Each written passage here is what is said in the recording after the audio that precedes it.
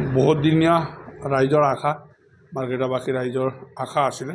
সৰ্বপ্ৰথমেতো মই মাননীয় মুখ্যমন্ত্ৰী ডক্টৰ হিমন্ত বিশ্ব শৰ্মা ডাঙৰীয়াক মাৰ্ঘেৰিটাৰ হৈ পেলাই পূৰা সমষ্টিবাসী ৰাইজৰ হৈ পেলাই মই ধন্যবাদ জ্ঞাপন কৰিছোঁ।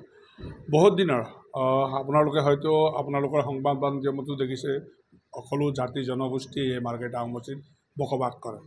তাৰে 3টা মৌজাৰে গঠিত মাৰ্ঘেৰিটা সমষ্টি, মাকুম মৌজা, বৰিডিং মৌজা আৰু তিৰাপ মৌজা।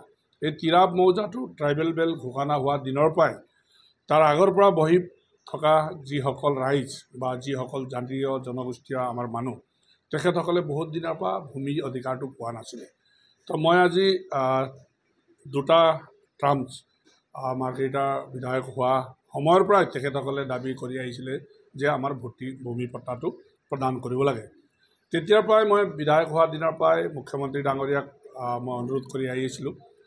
গতিকে মুখ্যমন্ত্ৰী ডাঙৰীয়াই শুনি আছিলে আৰু তদন্তও কৰিছিলে। গোটেই দিশটো চালি জাৰি চাই আজি কেবিনেটে সিদ্ধান্ত ল'লে আৰু সৌদিনাখন আজি 3 দিনমান আগত আপোনালোকে দেখিছিলে মাৰ্ঘেৰিটা সমষ্টি ৰিভিউ হৈছিলে ডিব্ৰুগড়ত মুখ্যমন্ত্ৰীৰ নেতৃত্বত।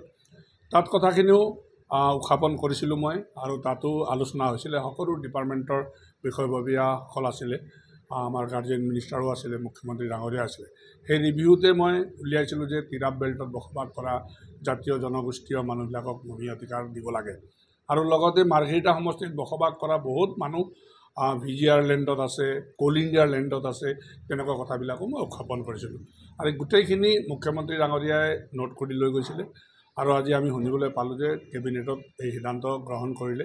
খুব ভাল দিন আজি মাৰ্ঘেৰিটাবাসী ৰাইজৰ কাৰণে। গতিকে মই ভাবোঁ এই সিদ্ধান্তই মাৰ্ঘেৰিটাবাসী ৰাইজক উৎফুল্লিত কৰিব আৰু বহুতদিনীয়া এই সমস্যা সমাধান কৰিবলৈ সক্ষম হ'ব। গতিকে মই ভাবোঁ যিসকল ৰাইজে বসবাস কৰি আছে সকলোৱে আজি সন্তুষ্ট লভিছে, কিয়কি মোৰে আজি চাওঁতে 50 বছৰ হৈ গ'ল। তেতিয়াৰ পৰা মই দাবী কৰি থকা দেখি আছোঁ। তাৰ আগত হয়তো কিমান দাবী কৰি আছিলে মই ক'ব নোৱাৰোঁ, কিন্তু আজি সমস্যাটো দূৰ হৈছে।